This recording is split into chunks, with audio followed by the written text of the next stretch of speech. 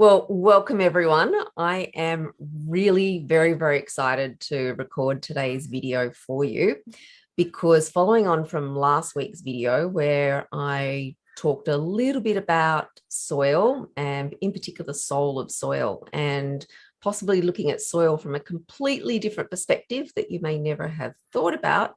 Well, this video, as I promised you, is about moving into that space of, well, how do you create that marvelously intelligent soil, the soil that is living, the soil that is going to help you blossom the most beautiful, abundant, nutrient-dense food possible. And most importantly, how easy it is to do and that anyone can do it. So rather than me being such, I'll call it a novice in this area and sharing with you what I've done, I thought it would be really beautiful to bring in an amazing expert, a passionate soil connoisseur, and who just loves everything green and gardens, a beautiful friend of mine, Leonie Shanahan. So welcome, Leonie, to the call.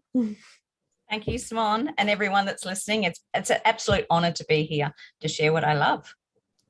I'm really excited to have you here. So let me tell you how I came across Leonie's book, because this is all exciting. So you know how in previous videos that I've shared with you the importance of getting out there in the world. Sitting at home watching Netflix at this time is not going to help you to connect with people in your community, people of like mind, people that are very deeply concerned with the shift that's happening in the planet and how the importance of networking in your local community is vital. And I've spoken about that numerous times in previous videos.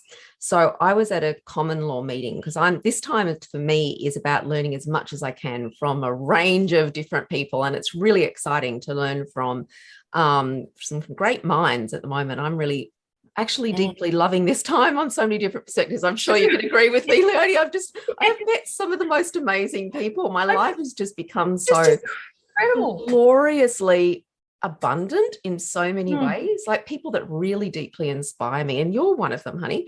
So I was at this common law meeting and we were talking to Leonie at the end because I really wanted to not just play around in my garden, which we'd done previously. We wanted to go like next level. And so huge steep learning curve to that. And then Leonie gave me her book. Look at this, Eat Your Garden. And I love this book. And I'm sure everyone will love this book because it's about the basics and in a very easy way to do it, because you'll love this. It's designed for children in schools. So to me, it's the perfect book to start with because it's fun and it's joyous. And the thing that I want to create in my garden, I showed you pictures in the last video in particular, is the herb spiral, because I just love herb and I can just see my medicinal herbs going next level with that.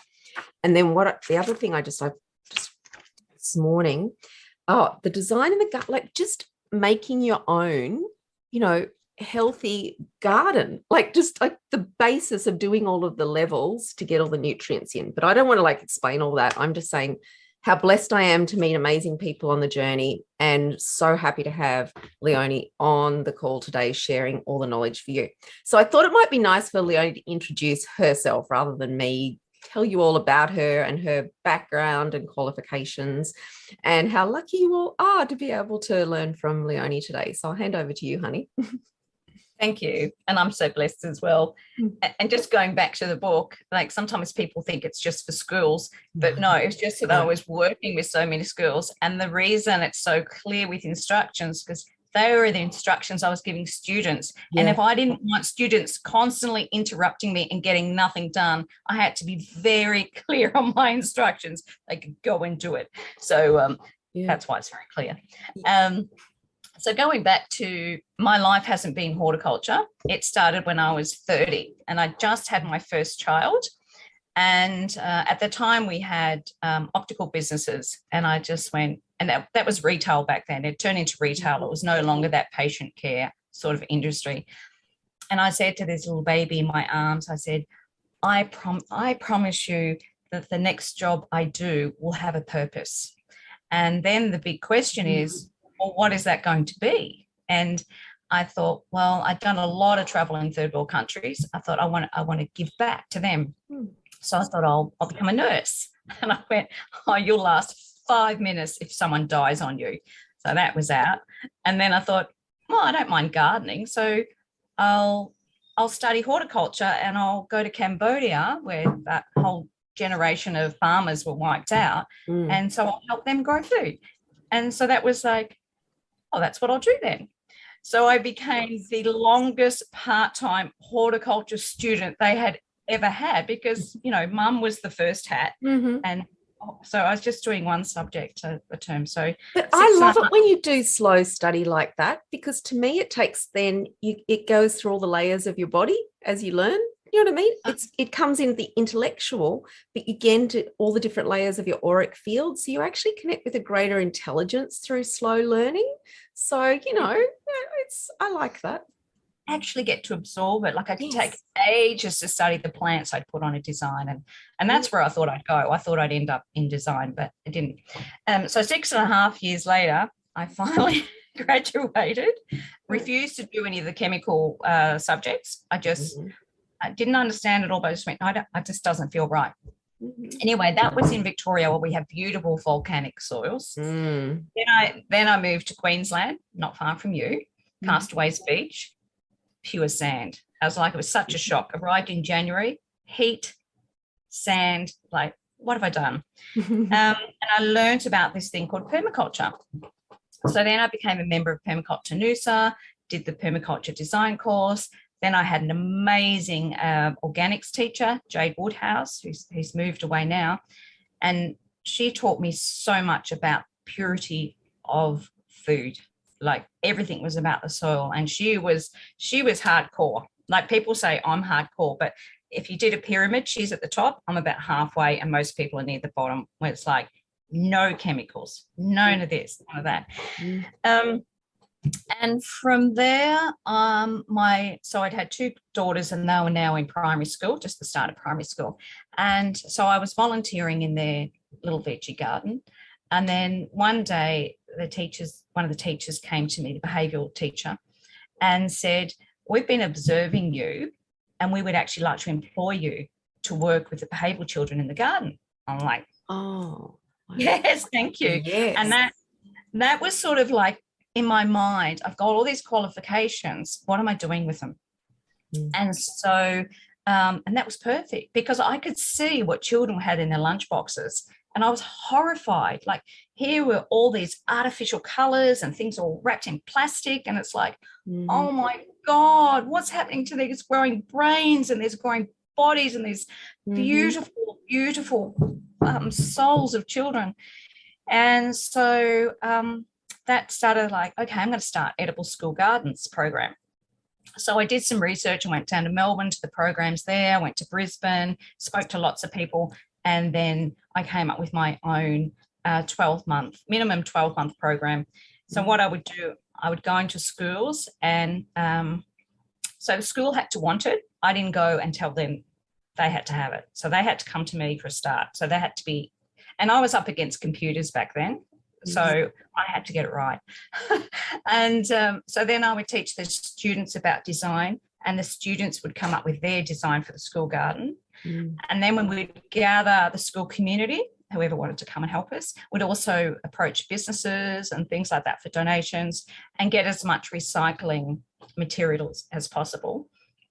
Because sometimes we had, for example, funding for 12 months, but I'd say to the school, if we can get donations in, I'm here for longer.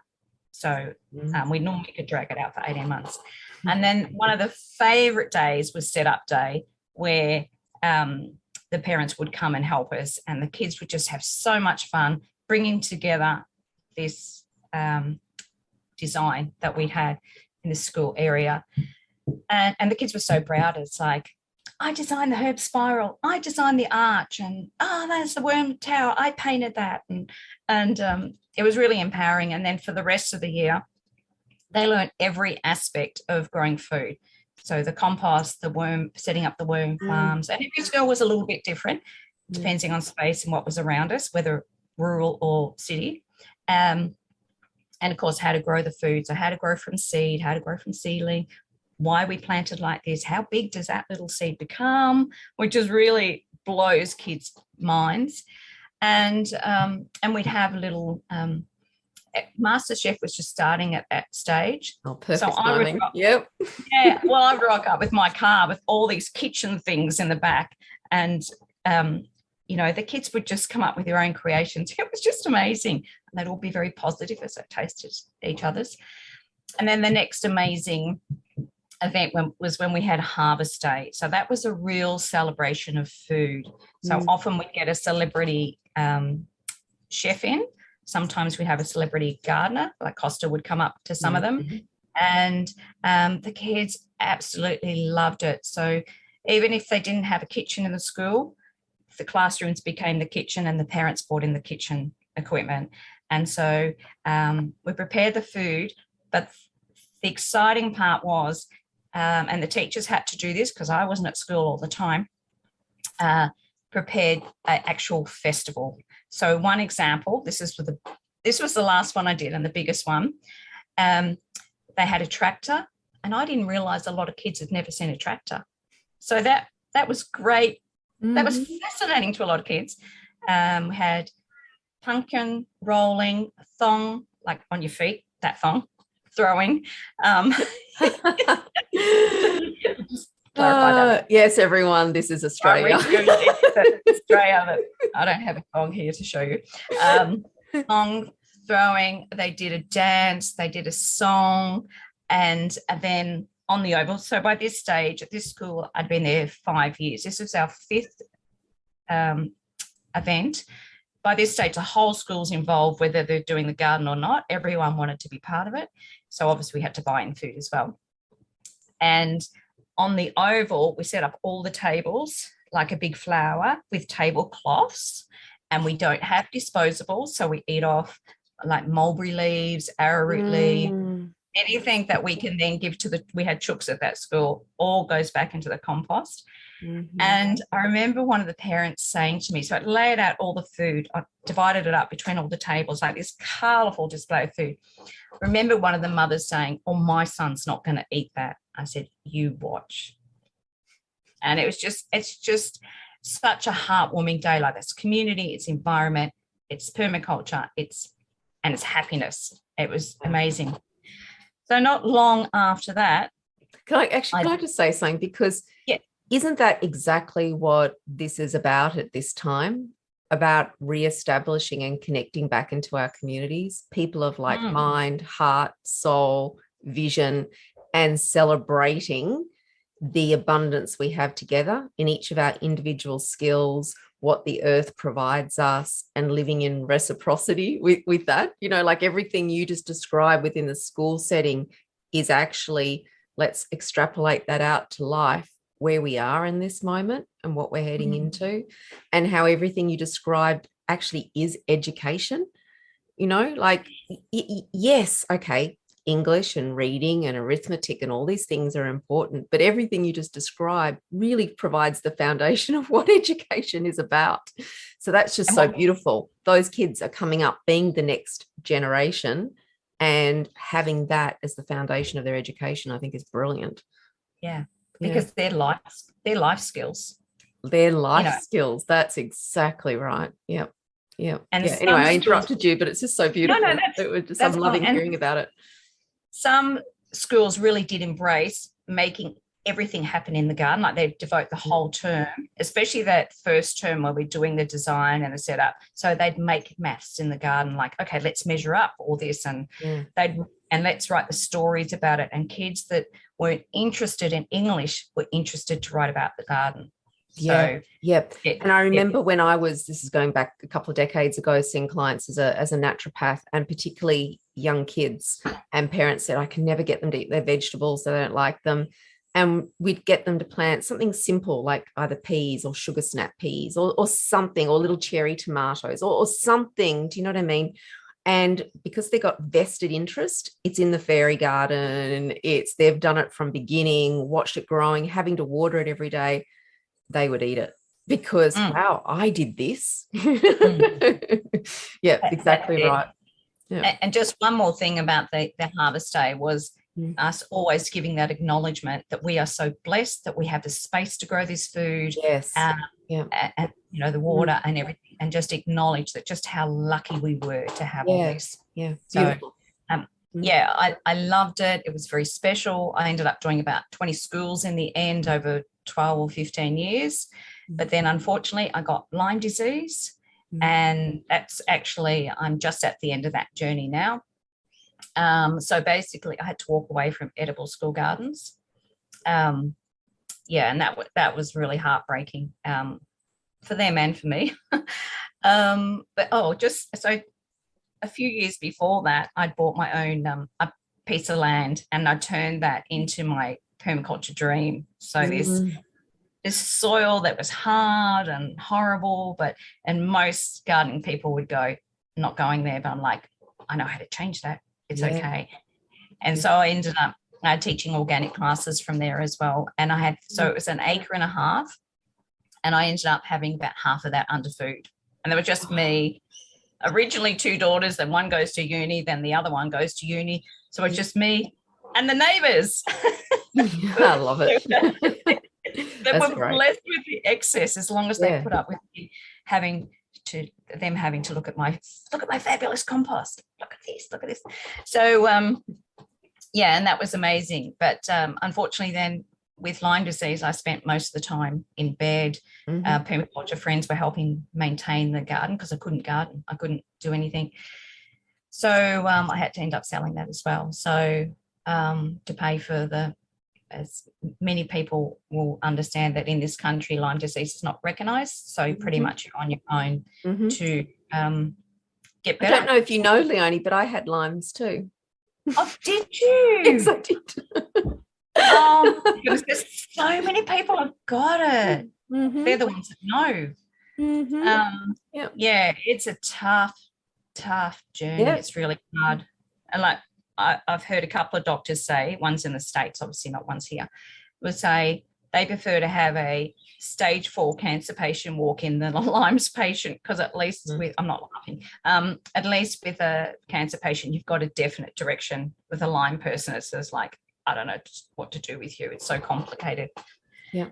So I'm pleased to say, and while I was going through that, it took my gardening to another level, but not on a physical way, obviously. But it was like, okay, I know how to grow soil. I know how to grow good food.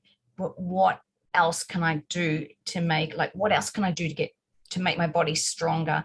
So, obviously food is one of the main things. So having that, it started to be like, to talk to your plants, which was really good for my head as well, because, I'd gone from this person that was always around people, always busy, to suddenly just in bed most of the time. So this wasn't functioning too well.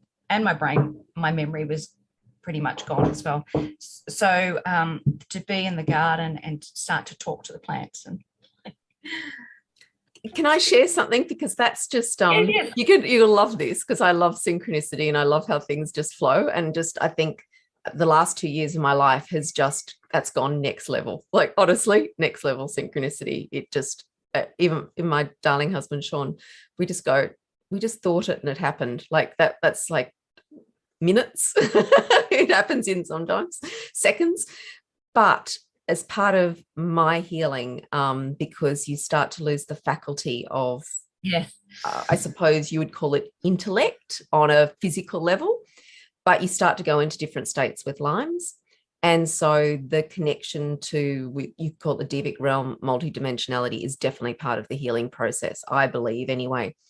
And so as I was coming out of that, that's what induced me to create my Lightrition Your Life course, to begin to connect people with the different realms that we have. So our solar realm, our lunar realm, the realm of within the earth, and the importance of utilizing each of these realms into connecting to the true Lightrition that nourishes us. So food is so much more than, carbohydrates, proteins, fats, or the micronutrients of minerals and vitamins. They are actually intelligences.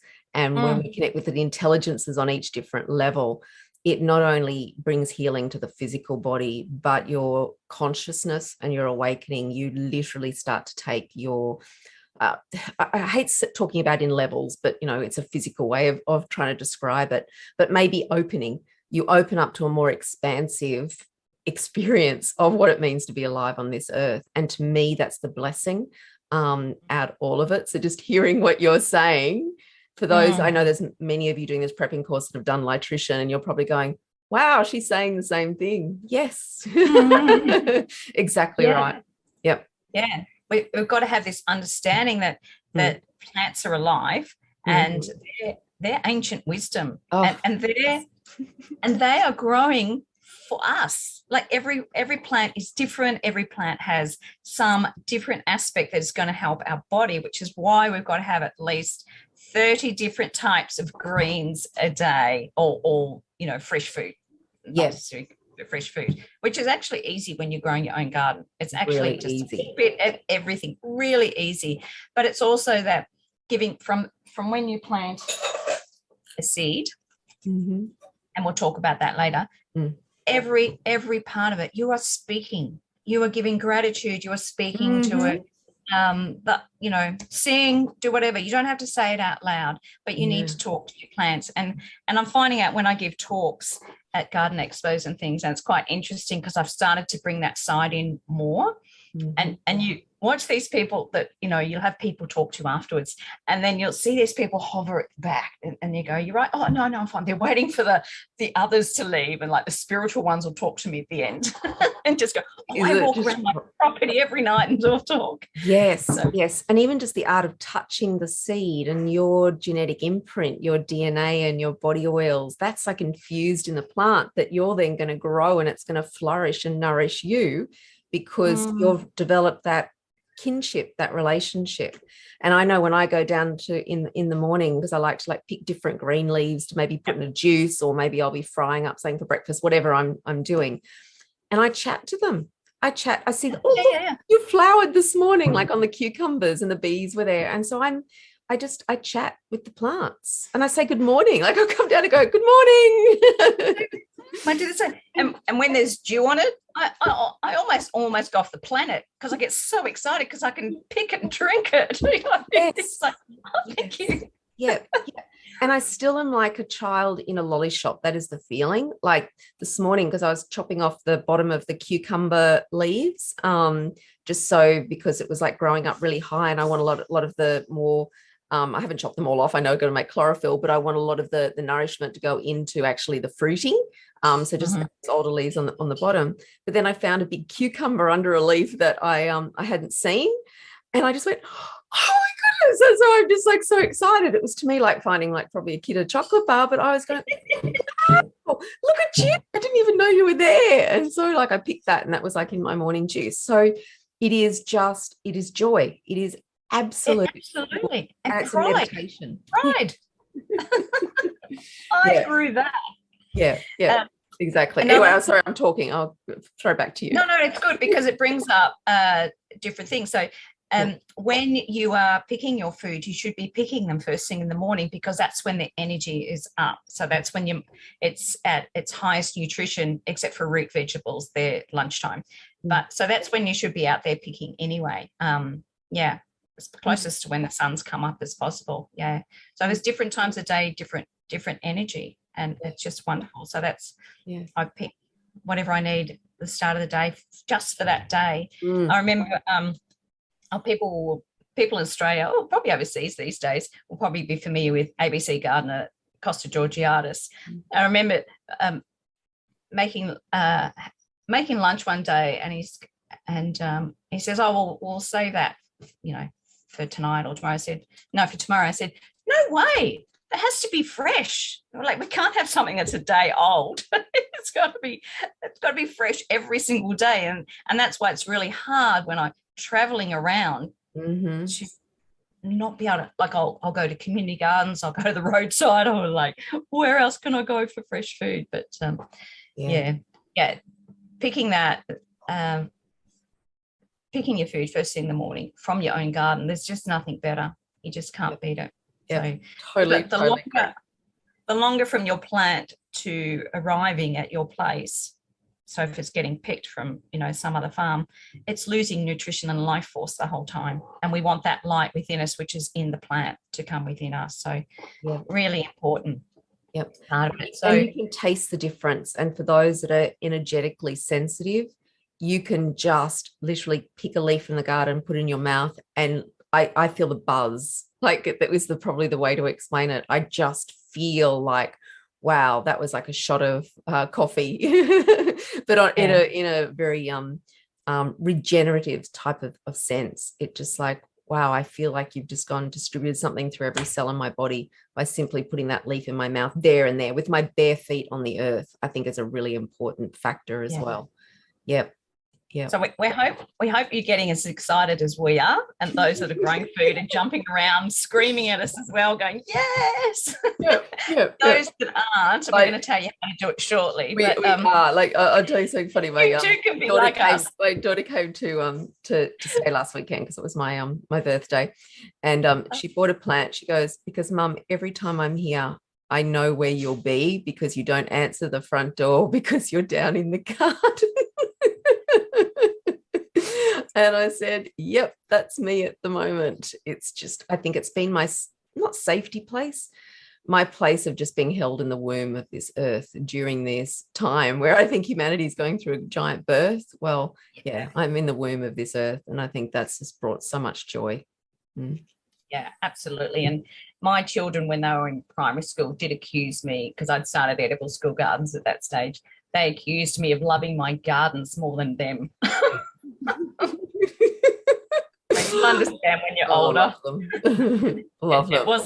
It was also my sanity space. I love them. Okay, so we should get on to practicalities, shouldn't we? Because everyone's going, oh, I'm so excited and fired up. But like, busting to get out there. Where do I start? And maybe from scratch. So just imagine people are listening to this video and they've got nothing except for this really big yearning to, I've got to do this. I have just got to do this. What do they do? All right. So really there's just 4 basic needs to start with. So what do plants need? They need air, they need sun, they need food and water.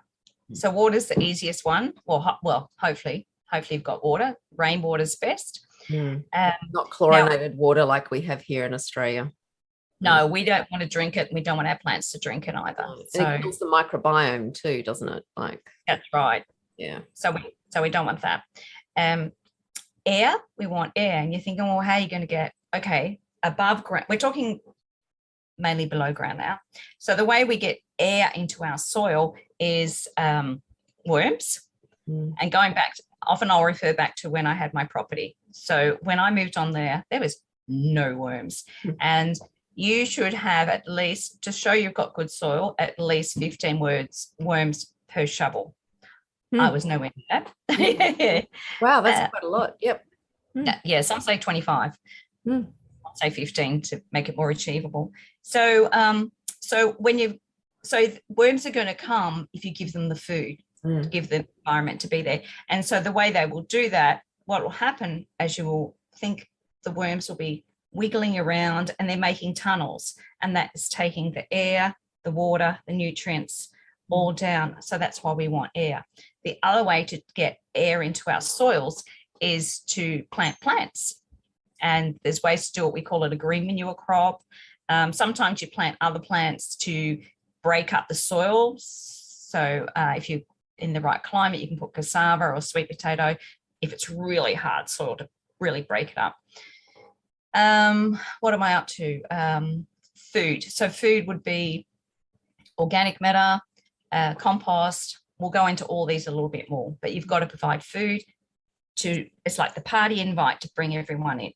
Okay, so, and the sun is obviously photosynthesis. And what happens is it's not just about feeding the plants, there's this exchange going on. So that sun in photosynthesis turns into energy, sugars, which goes down to the roots of the plant.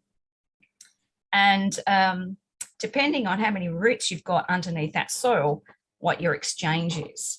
So we'll I'll mention it now. So what it would be like, so if you've got a plant and it's only got a small root ball, say it has never really grown much because the soil's too hard or whatever, it's like going into a supermarket and going, you're only got access to one aisle. That's all you can get. And that's all right, it's the toilet paper aisle, so they're happy. But if you've got a roots are going out everywhere, they're deep, they're going out, it's like walking into an organic supermarket and you've got access to whatever you want anytime. So that's the difference. So that's why we have to get those roots going down deep, wide, etc., because then they've got access to whatever minerals are around that are being created by our microbes. So we've got that. Also, a thing that can affect the soil is your pH. So you can buy cheap kits to test your soil. Ideally, in a vegetable garden, it's 6.4 up to 6.8. Now, when you go outside that range, what it means is it's locking up the accessibility to get into minerals that that plant requires to grow. Now, some plants, example, strawberries and blueberries, they're more acidic, so their range will be different. And you tend to group those things together. Or, for example, my favorite, sugar snap peas, they like to be alkaline. And so that just means like 2 weeks before I'm going to plant them, I'll put some lime in that garden. So that's going to change the pH. And if you want more acidic, you'll be adding sulfur. So they're just simple things. All that information is normally on the back of a pH kit anyway. Compost and things like that, they're always going to help adjust everything anyway. Like that's the magic. So we're not always having to buy things. So how are we going to start growing soil? Because, well, in Australia, we've only got old soil.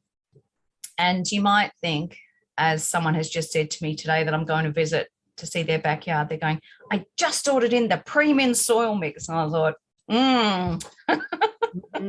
what does that mean? So ideally, we make our own soil. So, okay, you might order in a soil mix and that's a base, but that you need more than that. So compost is king. So, and you could talk all day on compost. So the idea is if you can make a hot compost, that's going to be faster, it's going to kill off pathogen, and it's it's going to be more ready for you. One of the secrets of compost is if you're making it for the first time, go and get a bit of clay and put that in, just a small bit, little shovel of clay. Or if you've got a dam nearby, just go and get some of the dam bits. That's not the soil. It's not really soil at the edge of the dam. And they're like instructions for your compost, because within that clay or whatever you've got, there's all these microbes and things, and they're going to give instructions to the compost how it's going to work. Or if you've got old compost, obviously that's the easiest thing, and you put that in. So that's one trick for that. So we need compost, and you can make that at home. The idea is just get your ratios right of dry materials. You need more dry materials than you do wet materials, green materials, sorry. Worm castings, once again, something you can do at home. And what I really want to focus on is trying to get you to be as sustainable as possible. Initially, you will need to buy some things, but if you can start to grow the things that we require. Now, worm castings, you'll often be able to just get the compost worms from friends. And it's so easy to set up, and they multiply so quickly. And it's just putting food scraps in there, and then you use those castings in the garden. So they've got compost, worm castings. And isn't it lovely, that cycle? So like, for instance, like this morning, I picked all of these things out of the garden, and then that formed into my juice. And then I got all of that pulp, and then I went and fed it to the worms. And then I already saw there's like lots of the beautiful worm juice sitting in the thing. And then on the weekend, I'm then going to be giving that back to the garden. So there is this beautiful web, there's this gorgeous cycle of they all just help one another.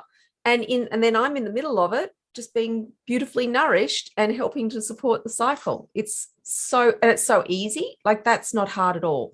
It is really quick. It's so much better than getting all that pulp and then putting it in the bin. Like, it doesn't make a lot of sense. You know what I mean? It's like, well, how can we utilize everything that is a byproduct? How do we give back? Yeah. And that gets turned into something else. Yep. Easy. We should look at everything on our property that is organic matter is gold. Yes. It is a resource. Yes. Absolute resource. Yeah. The other things we require, because you've got to remember, as you're growing food, so every time you're harvesting that food, that plant has been taking resources from your garden. So you do need to replace them. And so we need to put rock minerals on. And no matter where you are in the world right now, because you put it on in autumn and spring. Okay, we've slipped into summer, but we'll just ignore that for now. It's only a couple of days. You need to put that on now. You just broadcast that out. So that's from different rocks, and trace elements are good. And as the word suggests, it's trace, it's small amount. So rather than going like, oh, this plant likes boron, I'll try and work out the tiny amount, you just buy the packet and just get it on. So that they're things that you do need to buy. And that's how you get the sweetness in your food, and you know, the fruit hangs on and things like that. So there's a reason why you put, like, it's providing the plant with what it needs. Like, it still has to go into the soil. The plants aren't taking it up. It has to be digested from the microbes, and then they take it up.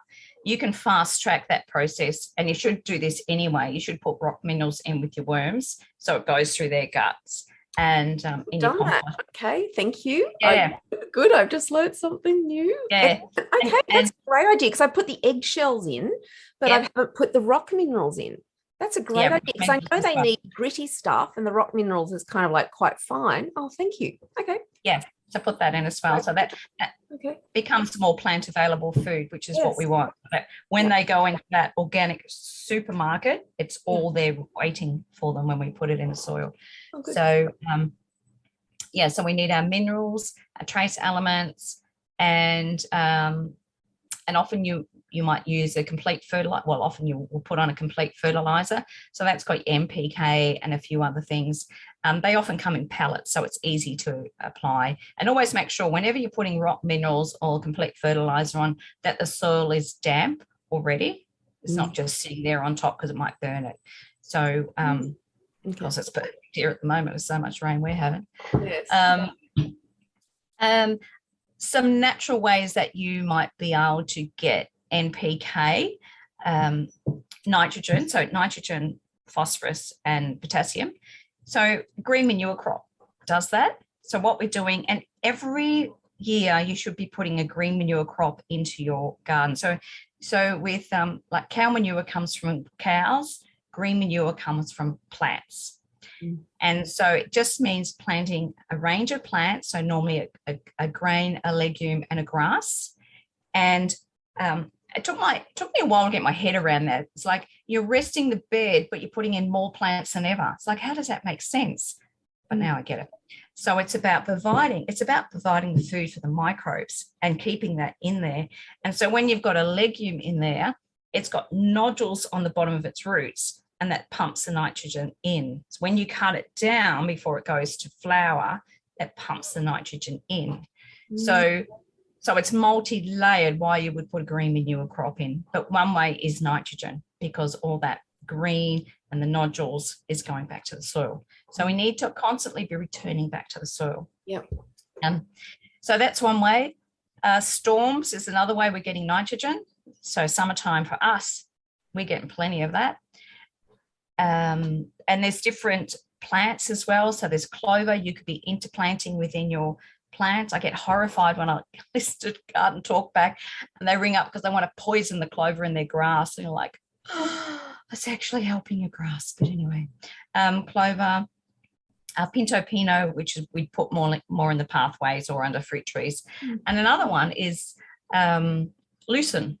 So we're used to hearing of lucerne grass, and we might buy it as a mulch, as an expensive mulch, which is really good, but we can grow our own. And what I do is just put it in different places around the garden, so it's feeding the nitrogen in there.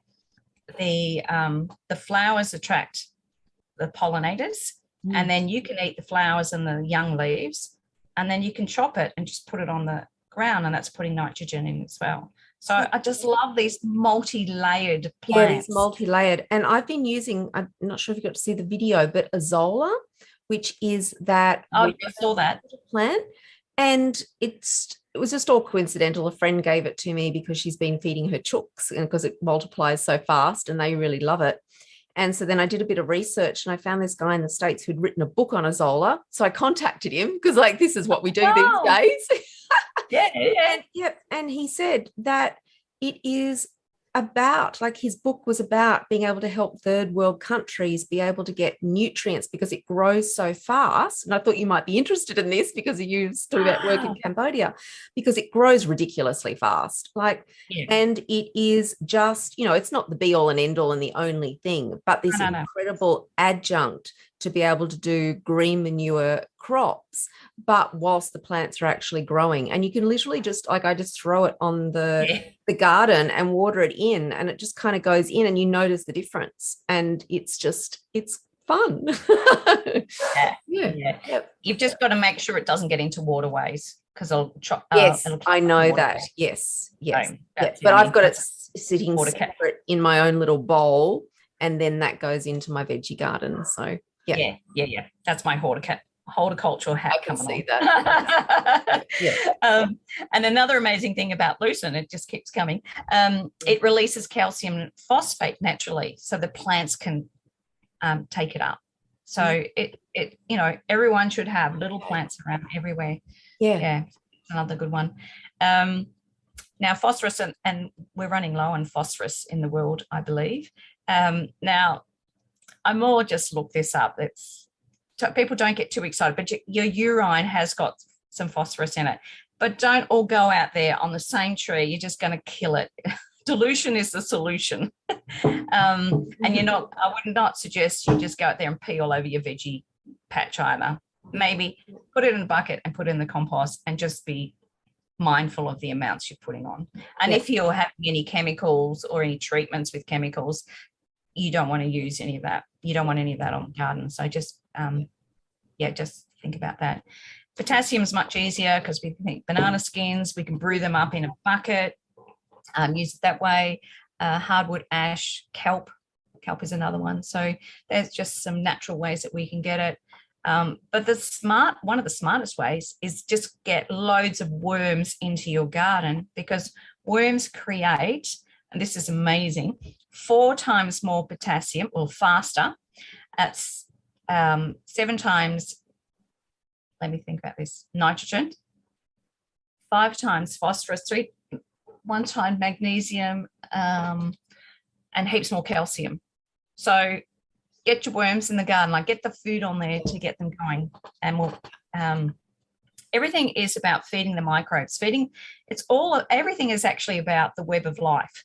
So that's your nematodes, your protozoa, bacteria, fungi, your hang on, help me out. I've lost the word. Anyway, that one, you're all saying it at home. It's getting that fungal network going, and that's what it is. The more, if you lift up a plant and you into the soil and you see all this activity, that is brilliant. That's what we want to see. And the longer the roots are in your garden, the more they're feeding them.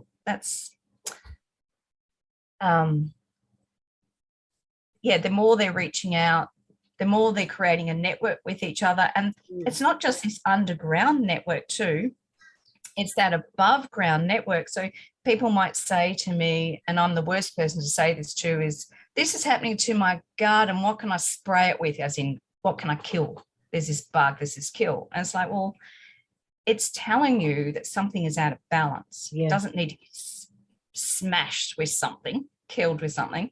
Something is out of balance. What can you do? And plants will send a vibration and a message out to each other that, okay, they're under attack, or they will warn other plants that this is happening and for them to prepare themselves for it. It's an amazing communication world. And I've got all these books I've ordered that I've got to get around to reading one day. It's like, plant communication. I want to learn more about that. Yeah, And I was reading this, and I know it was a best-selling book, and I'm trying to remember the name of it. It's a white book with a tree on the front, and it could be The Secret Language of Trees or something. I'm visual, not good with names. But I remember one of the stories in the book. It is just a beautiful book, but it is, and I think this was in Africa, and it's excuse me telling this story. I'm a big picture storyteller, not all the little details.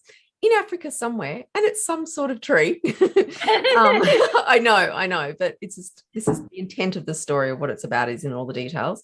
And it's when like giraffes come up to eat the trees, say a herd of giraffes, they come up to eat the trees. And so they'll literally strip the tree bare. But what happens is that tree sends out a message to all the other trees in the area. So whilst it's kind of giving its life, essentially, because it's not going to make it because it's been stripped bare, it sends a message to the forest of all these other trees growing. And all of those trees actually respond by creating a chemical. So the giraffes don't like the taste of those leaves. So the giraffes get fed, but they don't have the opportunity to destroy or knock out all of those trees because the trees have looked after one another to save themselves. And it's just this magical communication that takes place in the natural world. And exactly what you just said, how the garden, if something happens, it's a signpost, a message that there's something wrong. Isn't that like our own bodies?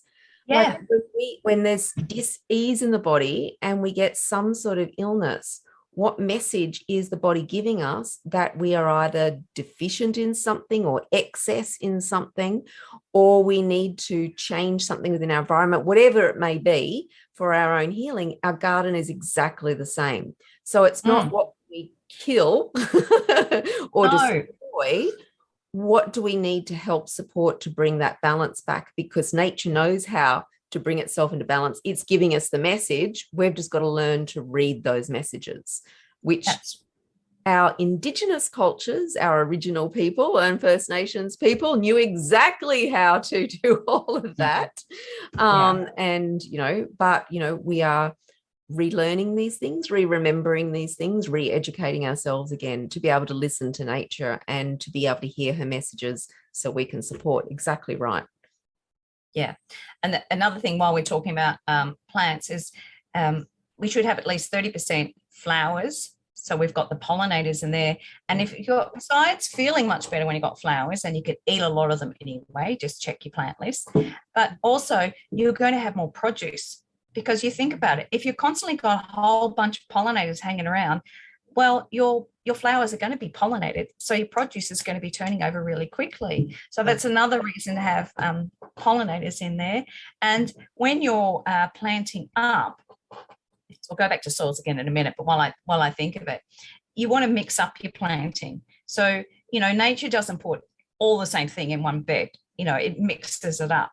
And so you should do the same. So you want to have it like, for example, I'm just plucking this out of my head. So you'll have a herb, and then you might have celery, and then you've got a lettuce, and then you've got tomatoes, and then you've got basil, and then you've got some flowers. And so what you're doing is you're changing the heights, you're changing the texture, you're changing the scent of it all.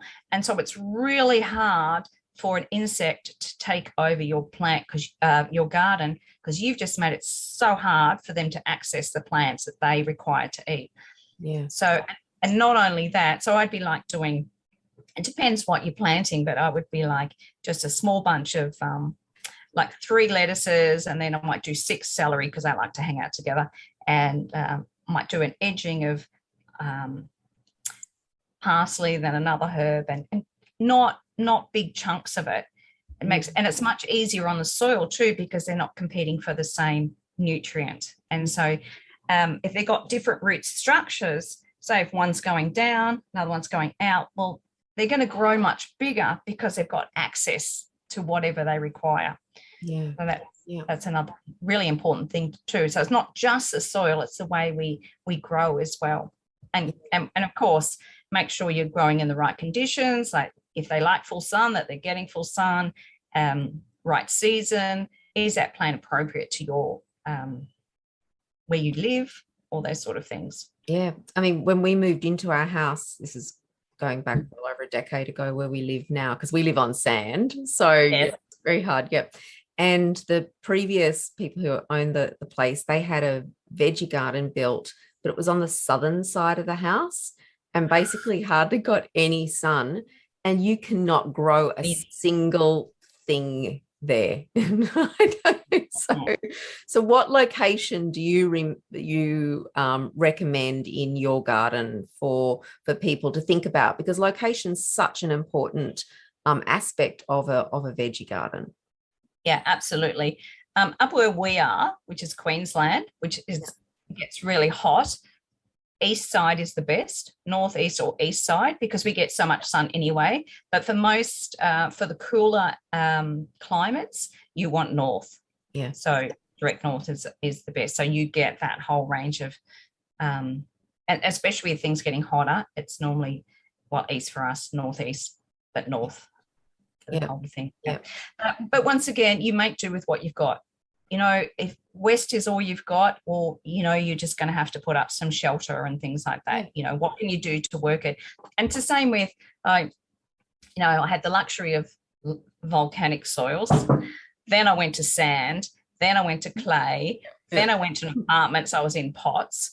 Here I'm living on someone else's property. So, you know, I'm limited again. So whatever you've got, it's manageable. Yeah. You know, there's just ways around it. And although there's a saying that clay might break your back, but sand will break your heart. Sorry about that.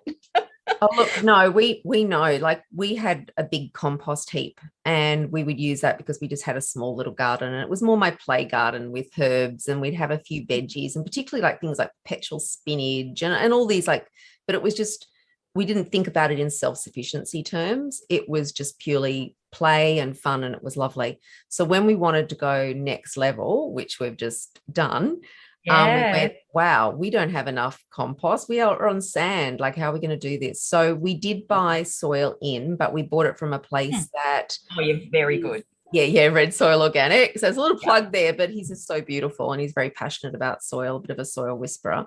But then we added in the compost that we did have on our property, and we like put all of that in. We even added some charcoal from the like fire pit, and we put a little bit of that in.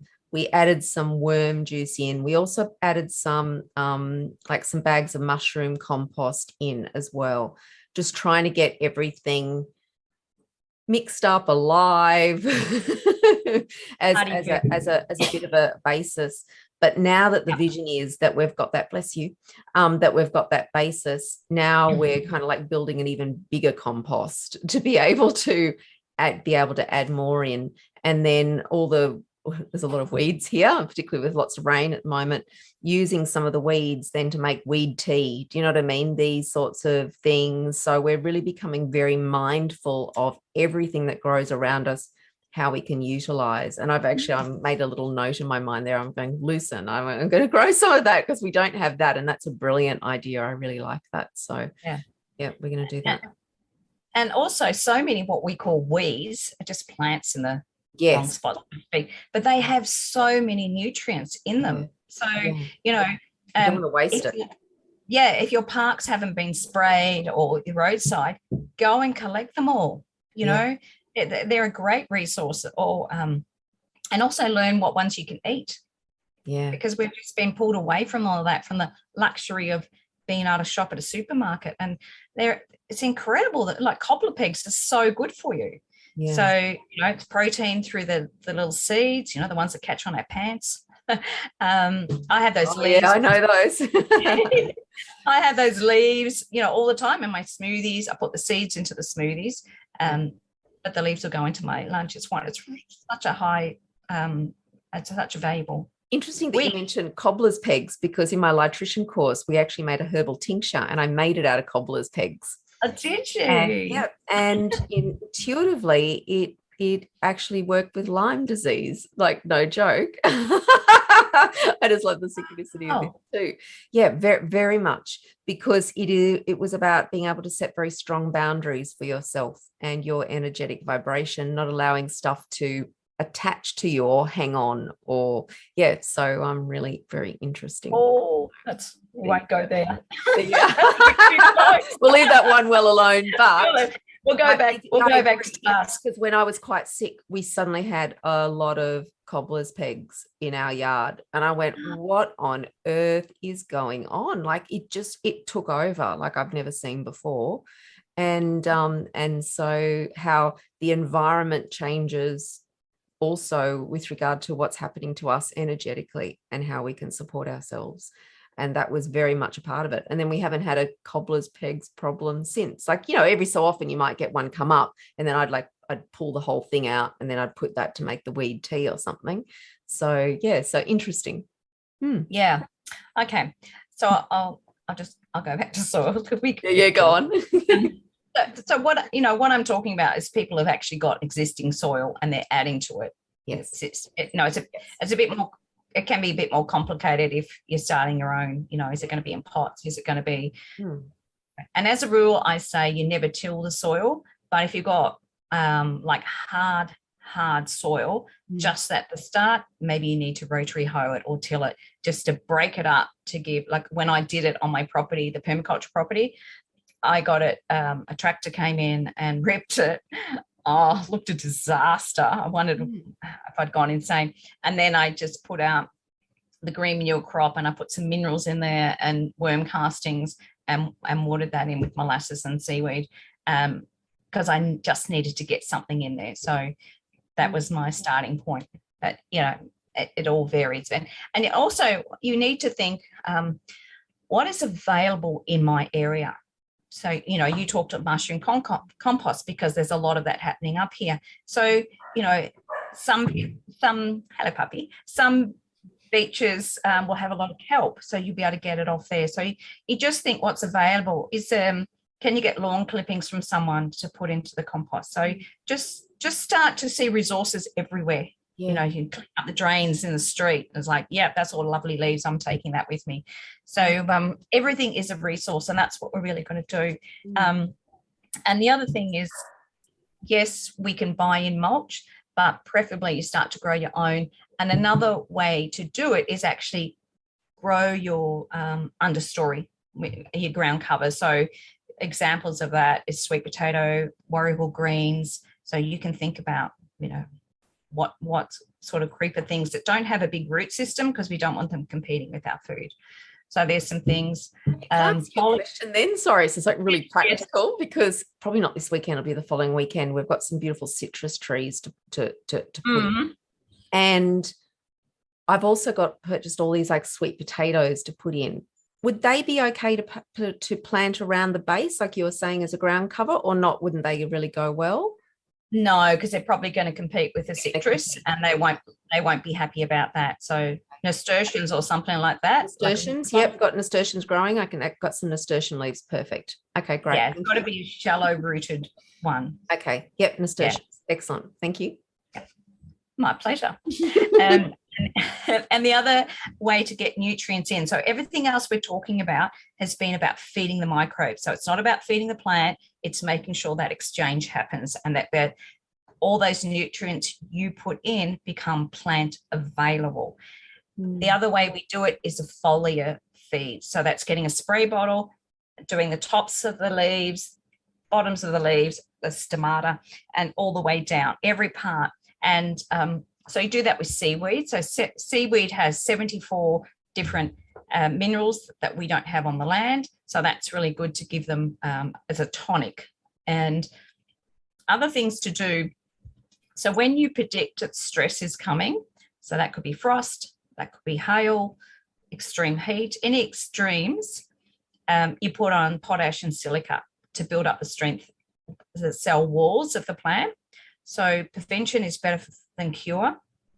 And then if you're having trouble with, so we're going to have a lot of fungal problems at the moment. So if we see that coming, so this is recent research, you do the potash, the silica, and the seaweed.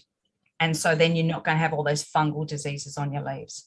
So they're more preventative things. And especially if you're growing in pots and the roots are confined to whatever size that pot is, you need to feed your plants more often. You need to give them some stress release more often. So first of all, you need to put minerals on small amounts often, but you need to give foliar sprays more often as well. Yeah. They're like a baby. They need more attention. Question with the seaweed, because I've always wondered this. So you'll be able to help me. Because like in Australia here, I know we're not doing brand names, but in Australia here, Sea Soul is a really, a popular brand. Can you get seaweed off the beach and make your own seaweed mix for your garden? Or is it particular types of seaweed like kelp and stuff like that specifically? Firstly, I always get seaweed off the beach when we get it. Now, yes, there's lots of laws around them, but yeah, okay, we'll just who says that you can't speak it. Nature brought it to me, so yeah, exactly. And look, we're not harvesting. I think if you're only harvesting small amounts, that's fine. Yes. Yeah. So, but I think a lot of it comes from the kelp in Tassie down there. Yeah. And kelp grows a huge amount every day. So it's not as if we're stripping the ocean of the kelp. Yeah. So I think it is another one. And these days, a lot of them are starting to add in more microbes to it as well. So it's not just a seaweed. But if you've got access to it, and also if you can access to all the seaweed, I would be just rinsing it off a little bit. A little salt on your garden is okay. Yeah. Like fruit trees will probably like it. And I would be sort of using that as a mulch when we get those occasions that it washes up. So great. Yeah. Okay. Thank you. That's what I'd be doing. But a lot of it is the kelp in Tassie. Some get it from other places as well. So it's still, and the good thing about it is all the seaweed people are ethical, because there are certain brands that I will bag for certain things because they're not being ethical, but like sometimes the fish ones aren't ethical because fish emulsions and you can so you really got to check where they're getting from and what fish are they actually stripping the ocean off. So if it's like Charlie Carps, that's an Australian one I think, but that's obviously ethical because carps so once we can like recycle and get so many nutrients in that way, then the things that we would need to invest in and buy, and I'm just thinking as part of the prepping course as well, because they may be hard to access these things later, would be your rock minerals. That's essential because your food's utilizing those, you need to replace them. So it would be rock minerals. And then you said potash, silica. That'll come in a liquid. Yes. They'll come in a sorry, something just moved out there. Yes. And also I would be getting a complete fertilizer, an organic complete fertilizer. Okay. Yeah. And they are talking about that minerals are starting to get harder to get. So I would be stocking up on those. Yeah, just and those things from a practical perspective. Yeah.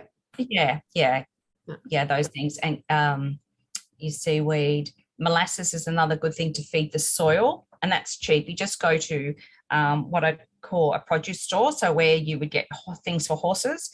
So you get 1 or 2 liters of molasses. It's only a few dollars, and 1 tablespoon into a 9-liter watering can.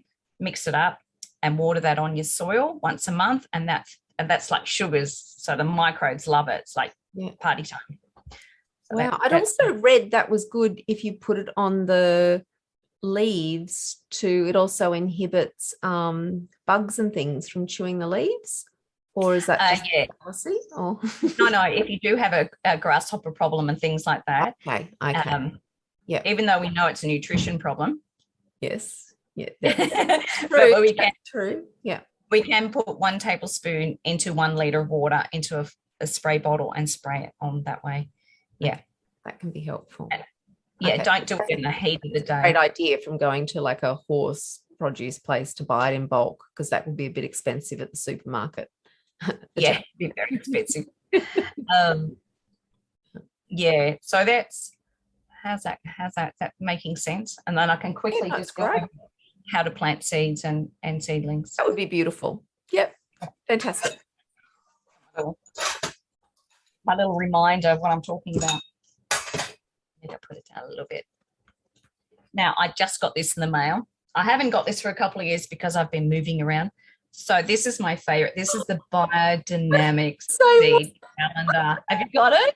Yes, I got exactly the same one. Oh my God. So this is like a lot of people do the moon calendar. It's the same every month, but it's really big. It's a really big calendar now, but it goes in so accurate detail of what days. And the beauty of that, so you might have 3 days to get the fruit seeds in. So that'd be like your tomatoes, your cucumbers in, and it makes you get them in. It makes you like, you look at the calendar and go, oh my God, I'm right. yeah.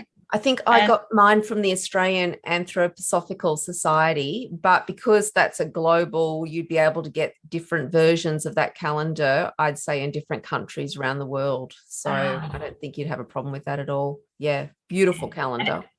And it does make a difference when you put your seeds in, like working with the moon with that. Yeah. And so what I do when I've got seeds, so you need to be buying organic, heirloom, local, seeds, because they're going to be the most appropriate, or community garden, neighbours.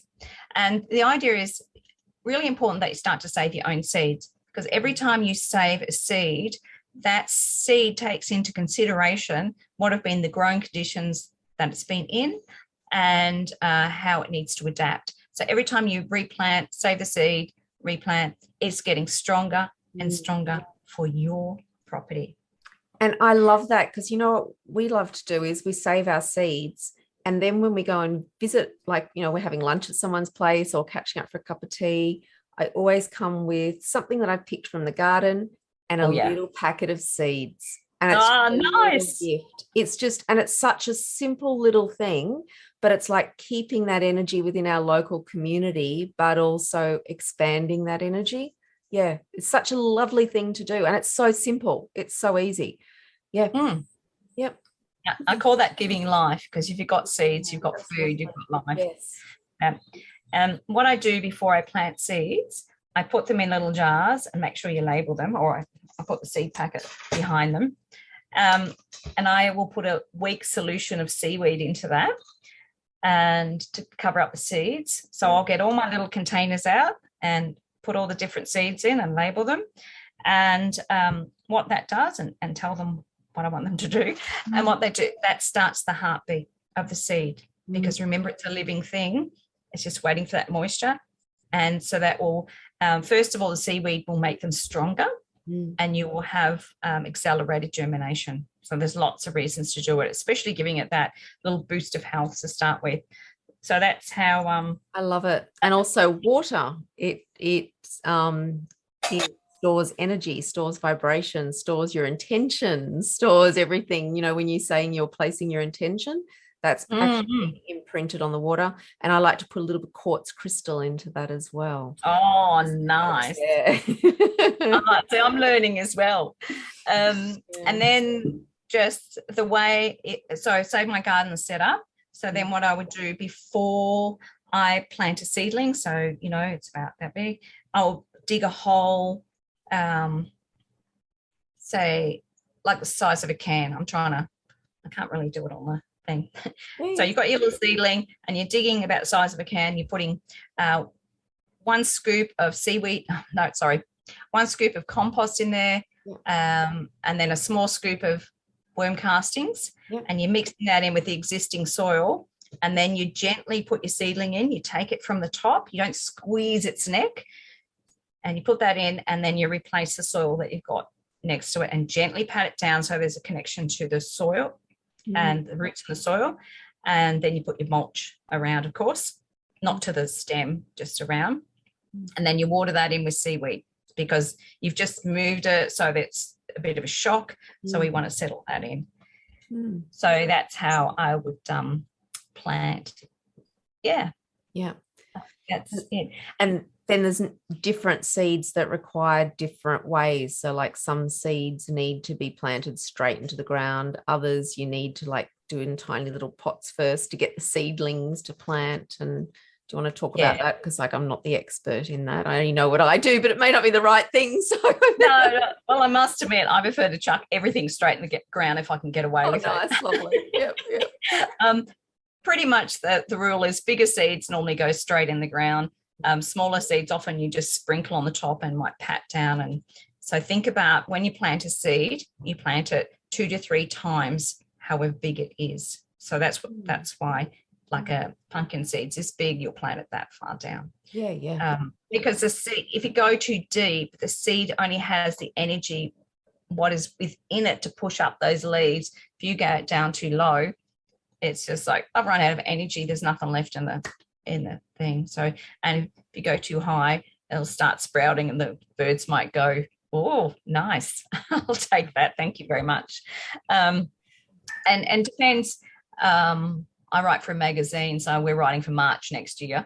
And I'm writing how, if you want to start your broccoli now, undercover, you put your seeds in now. So there's certain seeds, if you want to raise them yourself, you'll start months before that we would see them in the shops, obviously. Yeah. So you really just got to check, your seed packet and see what it says. Yes. Do that. The less you disturb them, the better. And some do not like to be disturbed. So, your carrots, your beetroot, quite a few do not like to be disturbed. And that makes sense, doesn't it? Yeah. It's less work if we can get it in the ground. But, if you're in really cold conditions, you're more likely to do more in a shade house than we are up here.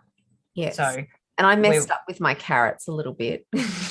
Well, nothing's messed up. Everything's a beautiful learning lesson. It's a learning experience, yes. Yeah, because I planted them in, but I think I did them like a little bit too close because I was getting really excited. And then I know you had to thin them out, but like, I didn't want to thin you out because like you look I know. beautiful.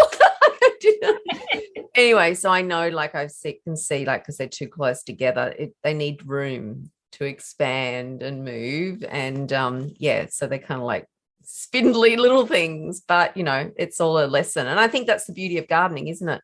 You actually just learn so much, and you just watch nature and listen to it. So every mistake is actually just another little step of learning more. Yeah, that's right. And like sometimes it might seem like hard work. We're doing this compost, we're doing all this, but once you get your soils going, which doesn't take a lot of time, well, then you don't have to water as often because you've got higher water holding capacity. The plants will be healthier. They're going to produce more leaves. They're going to produce more fruit. There's just going to be so many benefits, and it's going to save you so much money. And, obviously, and it's going to be healthier for you because you're going to pick straight from source to you.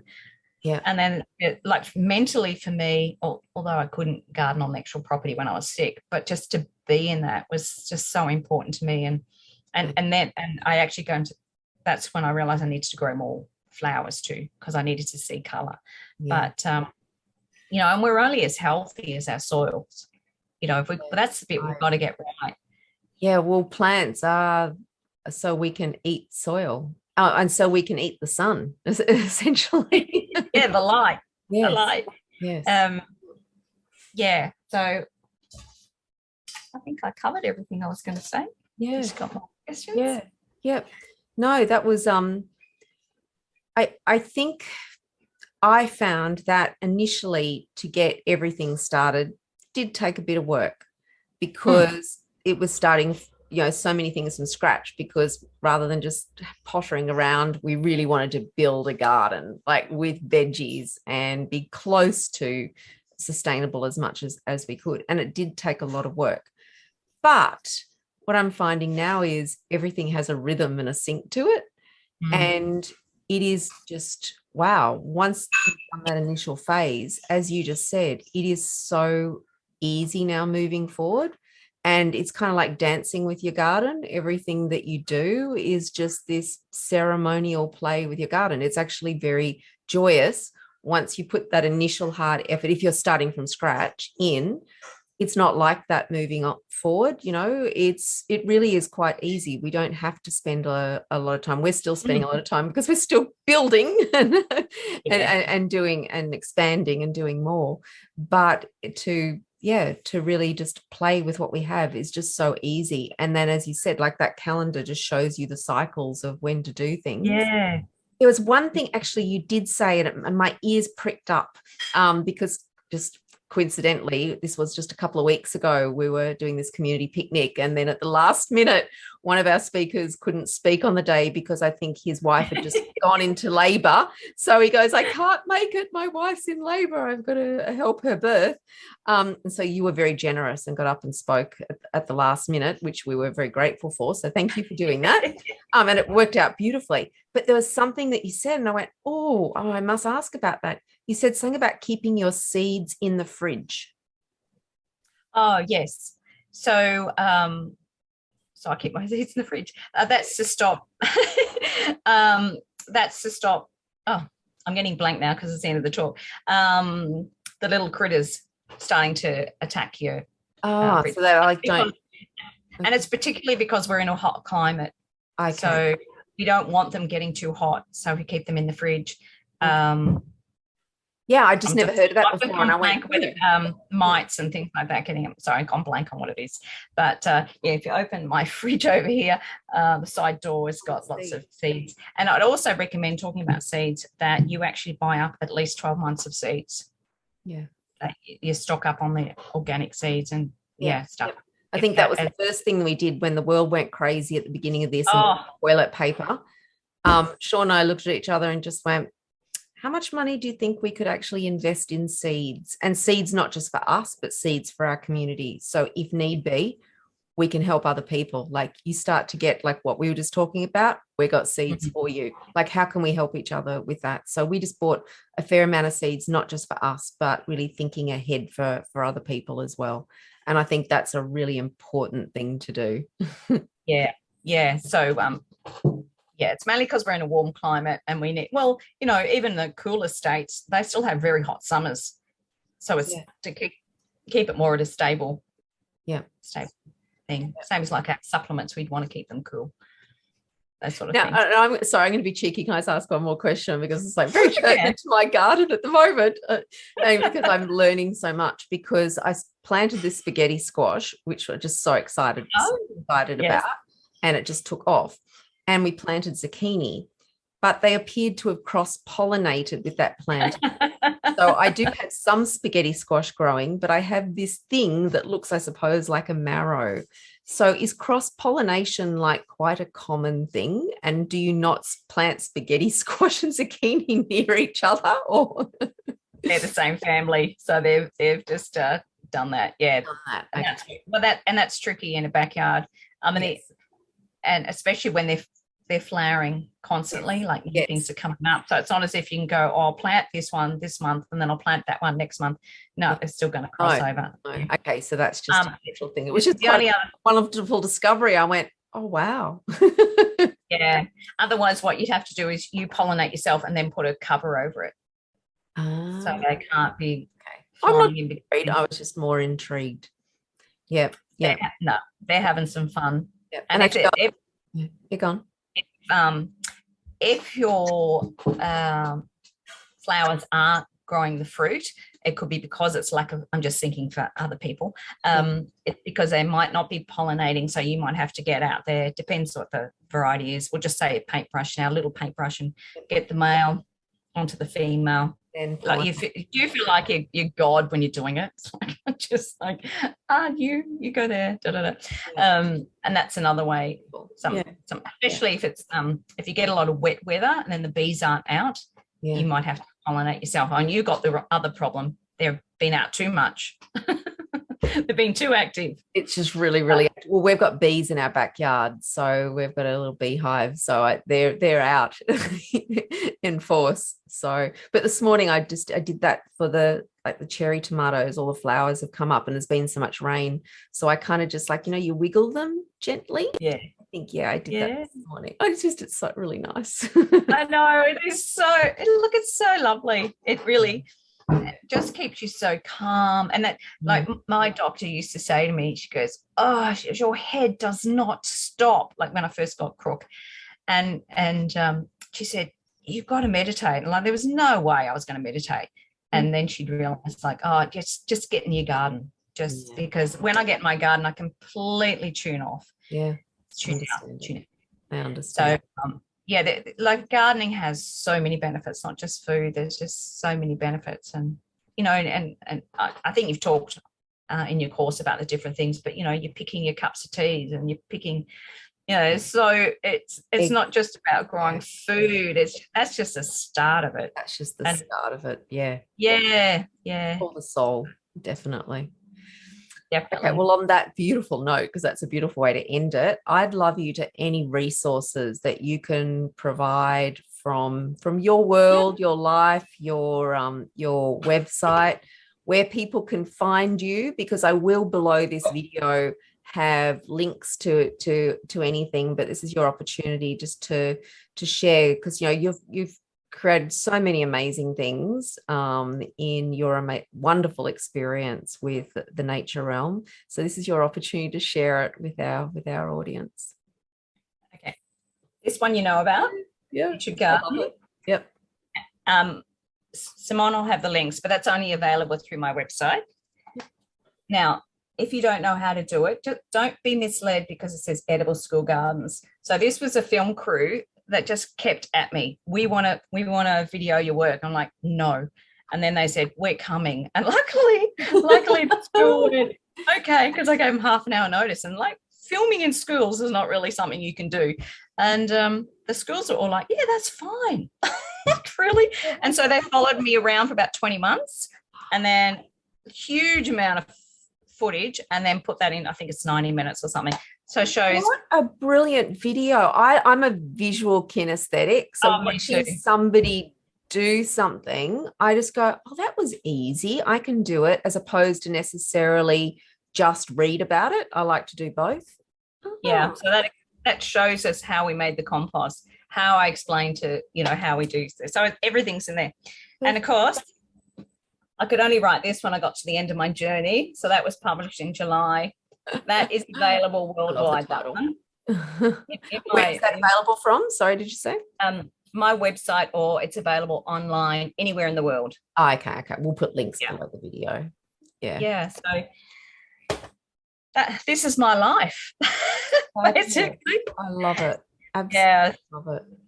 Well, look, I just want to thank you for your time today. I really I've appreciated I appreciated the joy that you have with the nature world and helping to infuse some of that people who are listening to this are really going to feel it in their heart and souls too. That having a garden isn't just something to do to provide you with food.